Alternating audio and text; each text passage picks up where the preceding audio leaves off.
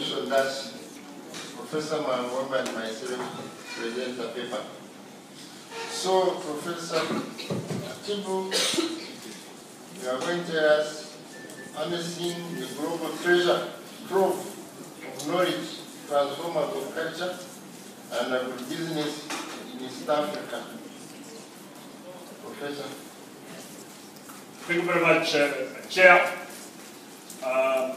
Ladies and gentlemen, I've already been introduced, but I'd like to indulge the Chair a bit to just say a few things about Primo Trust before I start. First of all, I'd like to say that Professor Mkibi was introduced yesterday, as on Monday, as the founding chairperson of Wasareka. Professor Mkibi, I'm proud to say, is currently the chairman of Primo Trust.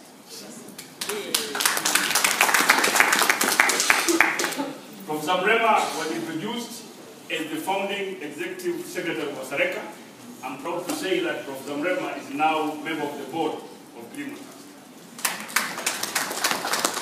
And I was once a mayor coordinator of a network in Wasareka. I am now the CEO of Primo Trust. So, Tina, thank you very much for inviting me. I'm very pleased to come back home and to really be able to present today some of the ideas that we're developing in Primo Trust. I noted that in the current newsletter of Wasareka, I'm sitting in a group photograph that says Wasareka staff, so I'm still an Wasareka staff. Thank you very much for that.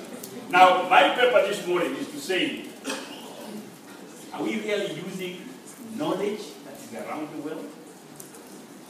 The one that we produce ourselves and the one that other people produce? Do we really know where the world is? Now, at the moment, there's something called 3D printing. You can actually build a whole building with a printer. It is capable of actually building stones that take 200 years in the nature, within minutes. That's the technology we're talking about. So sometimes when I'm invited to review research proposals and I see people start trying to test the response of maize to manure, I start saying exactly what are we doing here, given where the world is and where we want to go. How do I do it?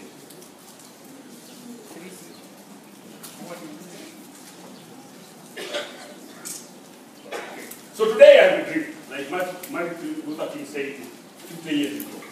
I have a dream that we can actually learn and use what is already available more seriously and progress.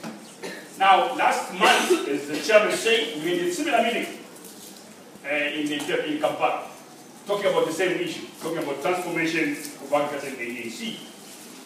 And the conclusion, which I'm going to present, was really there is a need to transform farming. And our chairman, Professor Mkibi, presented the vision of his journey to 2063. And he gave us this very good example of this is the farmer we are working for. I'm going to extend this point. Okay. This is the farmer we've been working for. Guys, do you know how much money we use as a CGIR, as a national research systems, as an extension system? How many millions do we use? And this is the person we're working with. This lady has retired after 50 years of working as a smallholder farmer. Look at her, the way she looks. Can we really justify the money we are spending on behalf of her? And that's why she's remaining? So this discussion about transformation is a serious business. And we really need to engage ourselves and make sure that we actually move forward. Now, the biggest culprit is the handbook. That's the biggest culprit. This is how we used to farm with slaves in the 18th century, and this is how we are farming now as free people in the 21st century. Now, the Minister of Agriculture from one was complaining that farmers spend only 2 hours in the farm. Certainly, if you're farming like that, you're not able to spend 8 hours in the farm. You'll go home very quickly. Because if you look at that kind of... And this is the person we write proposals using this guy's name to get money. As CGIR, as Wasareka, as Coraf, as Primo Trust, we write money on his name and we get big millions. And he's still there. So when you look at the national system, actually we've done very well in other areas. We've done very well in other areas. our main problem is this thing called handball. Actually, I'm proposing that any continued use of handball should be considered a crime against humanity. If you write a project, you get $200,000, and the farmers you're working with are using handball like this, then you're actually committing a crime against humanity. You should not be allowed to do that. Now, if we don't get rid of this thing, it doesn't matter what else we do. Because why do I say that? The main reason is that Burchala, I took this one of your leaflets to give me. We are now concurrently living in the 11th and 21st century. This farmer, I took it from here to pamphlet, is using mobile telephones to save money. But look at the handball. 11th century, 21st century. The same person. How did this farmer get here on mobile telephone and remain here? In terms of the tool that we use, the main tool that we use for agriculture. And there is no research, there is no fire for mobile telephone, there is no Asareka for mobile telephone, there is no NAC for mobile telephone. How did she get there? And with all the money that we're spending on her behalf, how does she remain there? Look at this guy. This is a photograph I took in the northwest Uganda. This guy is very rich. This communication tower is the same as you see in the Silicon Valley in California. The same design, no difference. If you go to California, the communication tower looks like this. If you go to northwestern Uganda, the communication tower looks like that. But look at the houses and the storage crypts for storing grain. 11th century. We are working, we've been working on those things. We've got paper. We launched the 3 books yesterday. What happens to those books? And why are these people still there? Slim were in nuts for many years. These guys are still here. This is why they're storing their grain. And we say that we can feed ourselves. How do we do that? But the reason I'm fighting and I'm saying we need to really talk about the handball as our enemy is we have actually done well. Our science is good. We've got the East African developed varieties that are used all over the world. And people are making money out of it. Science done by East Africa. In East Africa is a place where maize under normal farming condition has yielded the highest yield per hectare in East Africa, in the Rift Valley of Kenya. So we have got good science in agronomy. We've also done well in milling, for example. All the milling in East Africa is mechanized. But there's nothing to mill. The largest mills in Uganda for milling rice, they hardly use 25% of their capacity because they depend on him to get the rice, the paddy mill. So how do you put a 21st century milling plant to mill rice that is coming from 11th century technology? Of course, you are not going to win the rice to mill. So they sit there and say, we're going to win the rice to mill, we're so when you look at the PhD, Professor Kibi got his PhD in 1966. Many of you were not born. Many of you were not born. We got agriculture has got the highest number of PhDs in East Africa of any science and engineering field. And we've got this PhD for so many years. And most importantly, as I've already said, we've got huge international regional exchange system. But why is it nothing happening to this guy? That one, if you don't answer that question, you can do a lot of other things and really. And by the way, why are we on the technology cutting edge when it comes to cars? This is a new Toyota Cruiser. It is costing $78,500. They just been announced by Toyota. And I'm told the directors of research will be buying one like this in the next budget round. Okay, now, I mean, if this money was put to actually bring technology that can be used to improve farming, to improve processing, how far will we go? Do we really need to drive in a $78,000 car to go to the office in Kampala? Do you need that? But that's what we do. And this is our cities. So how does this technology come in? And there is no research system, there is no extension system. It comes in. And we adapt it and we use it. And we change it every year. Every new model from Toyota to buy it. So the only problem, of course, is that we're not learning how to make this. And that's what I'm talking about. We want to use these cars, yes, but we need to now learn how to make them ourselves. That's the only way that change is something. The most important thing is that, and I'm going to continue hammering this point, we cannot transform agriculture unless we transform and mechanize farming. It will never happen because we have mechanized everything except farming. Now this is an example of where This is when somebody is watering his garden using a watering can.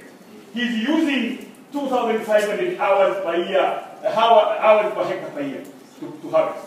Then we got a technology that used millions of dollars, moving him from here to something called a trailer farm. A very stupid technology. The only thing that they reduced it from 2,500, 2,700 to 2,500. You cannot reduce poverty by doing things like those. And we put a huge amount of money on those things. But if you move this guy from this to motorized pump, very simple pump, not even very complicated, you reduce it tremendously. The hours required to irrigate a hectare from 2,700 hours per hectare per year down to only 300 hours per hectare per year. Then you reduce poverty. Because we increase the productivity of this person's labor to the extent now that instead of using 2,700 hours to irrigate 1 hectare, he only uses 300 hours, and then he can go into other things of development. And so on. So how can he increase the acreage? And so on and so on. And this is a very small technology. Moving somebody from a watering can up to a motorized pump is not that difficult. So we really need to change and do what are called research as an use.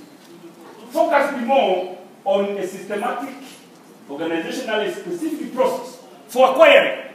You don't have to do experiment to acquire technology. If it is available, acquire it.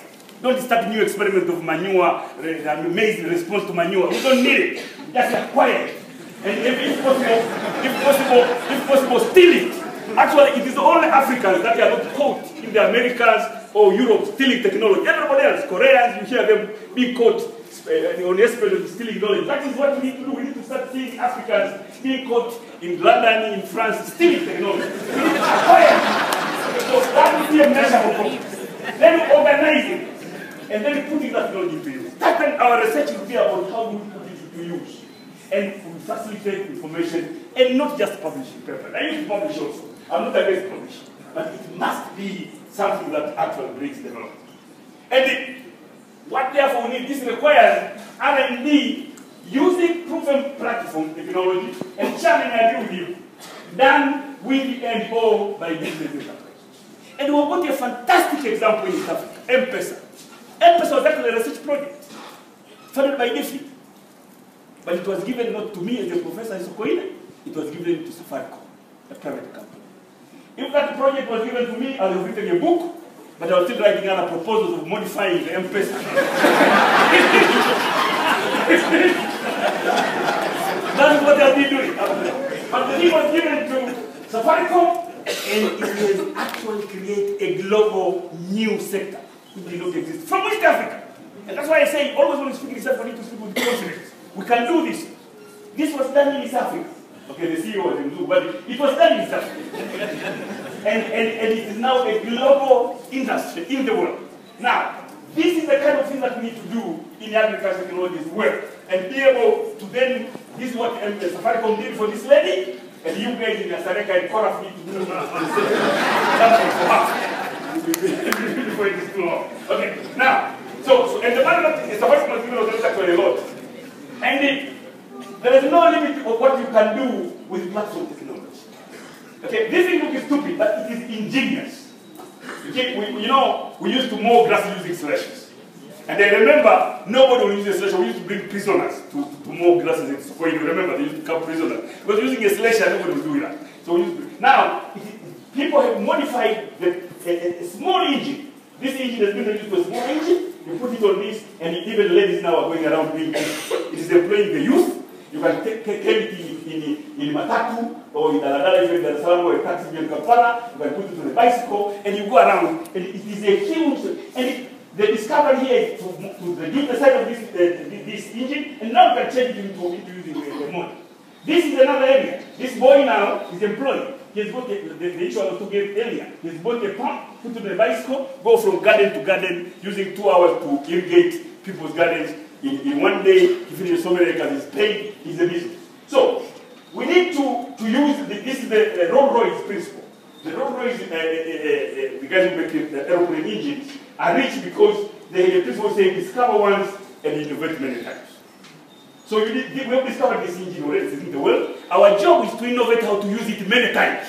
How to use it for mowing, how to use it for planting, how to use it for everything. So, discover once and innovate many times. That's what is required to really transform agriculture. And this requires robust knowledge value chain beyond experiments and publications. And it needs to start with a commitment which has taken ahead of wealth creation. And then actually going down, and you can see I put the word red outside. As I said, it's no longer research, it's searching. Okay, you search for technology. If it is around, grab it. And you don't have to set experiments. And why is the search important? I went to the website. I was very late last night. And I looked at the history of Nobel Prize in Science and Medicine versus patents. Now, in the year 1901 to 1955, it was most of the Nobel Prize for Science and Medicine were actually being given, the red one. They were being given to UK and Germany and France. They were getting the largest. US was very low. But during that time, US was recording more patents. It's not working. Okay. So you see, the science guys was actually UK, Germany, and France. The innovators were the US. Between 1956 to 2005, the innovation moved to US. Okay? And the science moved to US.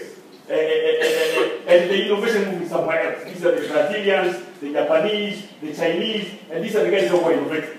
So, you really do not have to do the science basically yourself in order to innovate. All the people that have innovated in the world, they've started by borrowing science from other people. And sometimes they actually get it by force. Because the Americans, what they did during the Second World War, they told Britain, you want us to support you, you give us all your naval bases. If you don't give them to us, forget it. We're going to leave you to the Germans to eat you. And they deal with them. That's why Britain stopped to be a superpower and the US became a superpower. So sometimes they actually get it by force. And I don't know, we'll be able to get there, I'm sure. Now, so with the science agenda that Professor Mema presented yesterday from me should be focused more on knowledge perspective. The way we go around the perspective for water, for minerals, for oil, we should go around the world perspective for knowledge. Within ourselves and across the globe. Searching, identifying, adapting, and then diffusing that knowledge and technology from all sources, as was recommended by the Millennium Task Force on Science, Technology, and Innovation in 2005. And then putting gadgets to work in monitoring and verifying. This is the recently published maize grain in East Africa standards. They want you in order to get your maize through the border in East Africa to make sure that the moisture content is 13.5 grade 1. Foreign matter 0.5. How does a smallholder farmer work out with the foreign matter 0.5 in his maize before it gets to the border? And the list goes on and on. Of course, it's a good standard. That's what we want. But do we have a system for monitoring? Now, imagine if we could come up, and we're going to do it, if we could come up with tarpaulins for drying rice and bags for storing rice that change the color with moisture content. It can be that. The litmus paper has been around for centuries. Why can't you put that technology here? So that if this bag, the moisture content is more than 15%, the color is different.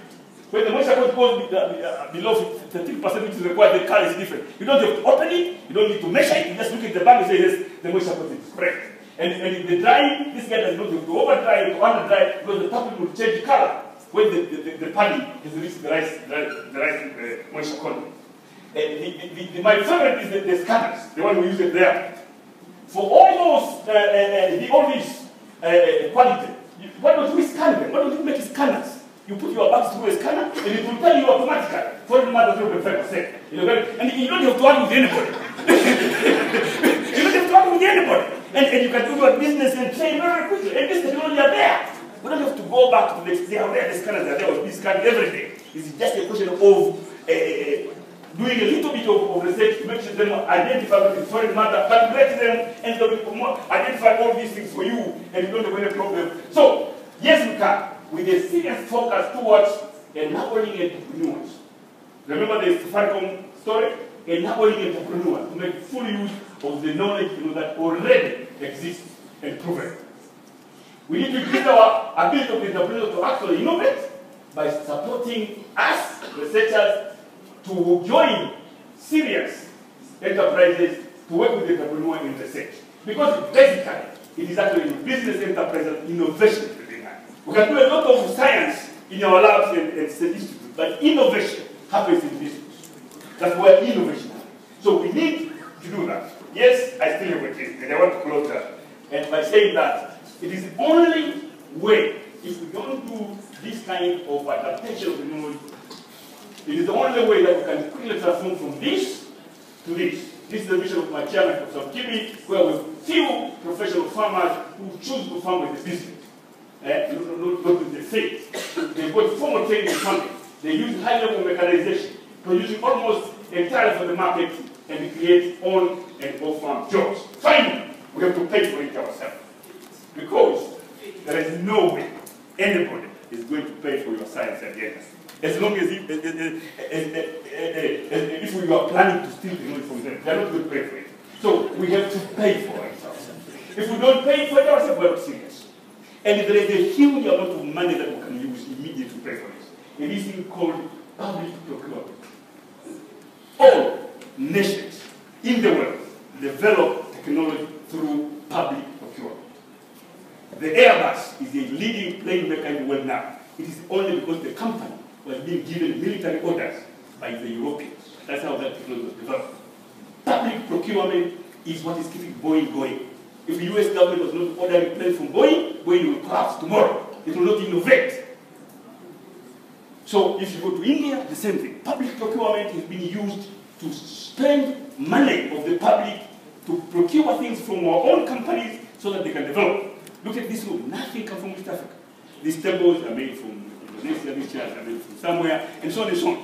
And we're here paying public money to use them. So we'll never develop. And so this is the biggest use of money, is to direct our public procurement to supporting our companies, to allow them to borrow technologies, and then to innovate. That's where the money will come from. And you cannot expect that we get that money from anywhere. I think that's all. Thank you very much for this.